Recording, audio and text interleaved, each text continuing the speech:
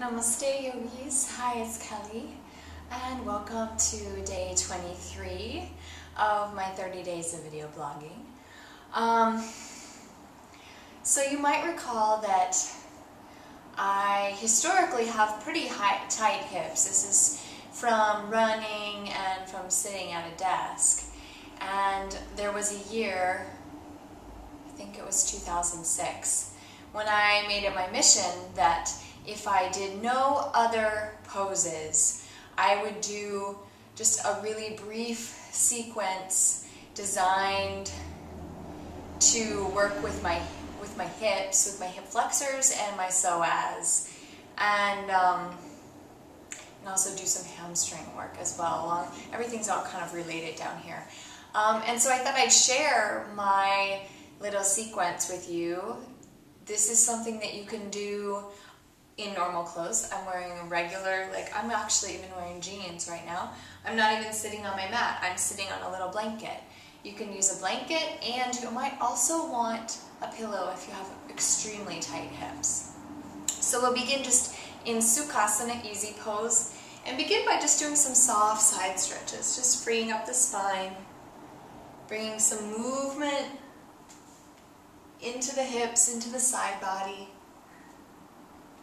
Getting that nice feeling of rooting both of your sitting bones, both of your ischial tuberosities down into the floor. I like to just take it forward, rounding the back, just nice and gentle here, supporting myself with my arms. And maybe lifting through the heart, looking over one shoulder and the other shoulder. I like to begin with Ardha Matsyendrasana. Beautiful twist, where you extend one leg out onto the floor and cross the other leg up and over top. This is a variation of Ardha Matsyendrasana. Flex through the foot, so you're just shining out through the toe. You hug that knee into the chest with the opposite arm. Inhale the arm up overhead, and exhale, twist over that shoulder. Feel the sitting bones rooting into the earth. This twist begins at the base of the spine. I have no weight in that back hand.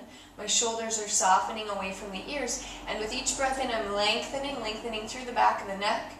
And with each exhale, I'm twisting. We come back to center on an inhale. And exhale, uncross the legs. And we'll switch. We'll hug that knee into our chest. Enliven the extended leg.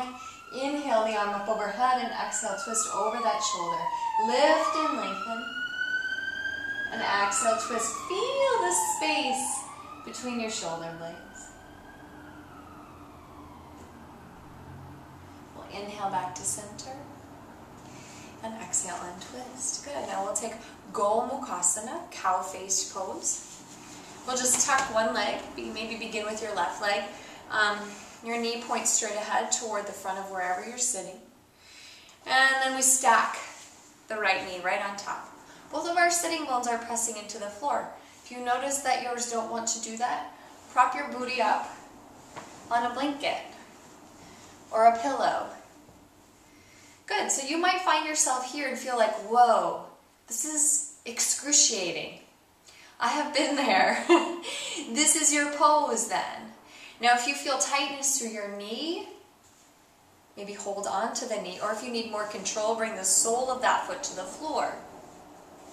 Good, now if you're feeling pretty okay here, take a breath in, lift through the heart.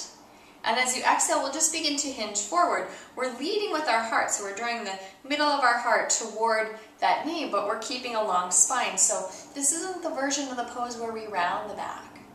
I even like to gaze forward until I find my edge, that spot where you know I need the breath here. And then tuck my chin under. With each breath in, I continue to lengthen out through the crown of the head. And each breath out, I continue to soften into the hips. And here I love to take 10 breaths. Softening into the inner hips, softening into the outer hips. When you've finished, we'll inhale, come back up. And uncross. That one is so juicy. We'll cross the legs the other direction. And again, here you may notice some differences between side 1 and side 2. Take a moment to find your space. Press the sitting bones down into the earth. Feel weight through the hips. And this may be your pose, and if it is, be there for 10 breaths. Inhaling into the source of any tension, around the source of any tension. And as you exhale, see if you can watch that tension dissolve.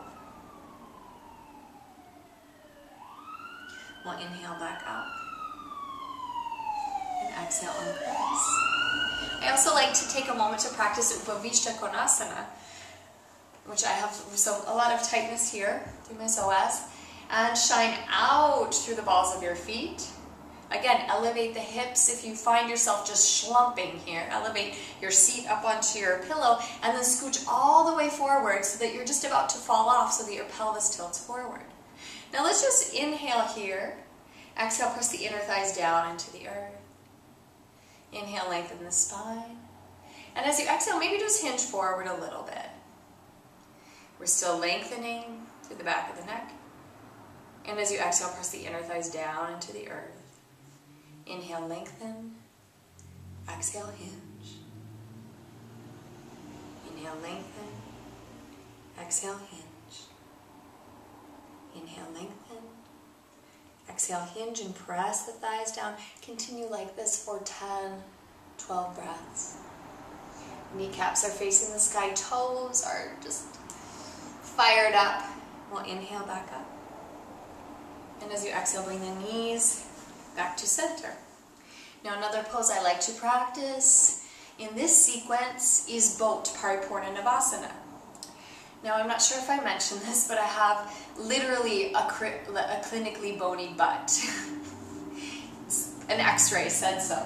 So one thing that I notice is a lot of really, my coccyx, like my literal tailbone, is pokey in this pose. So for a long time I really needed to find different modifications, and one of those is just sitting on a blanket.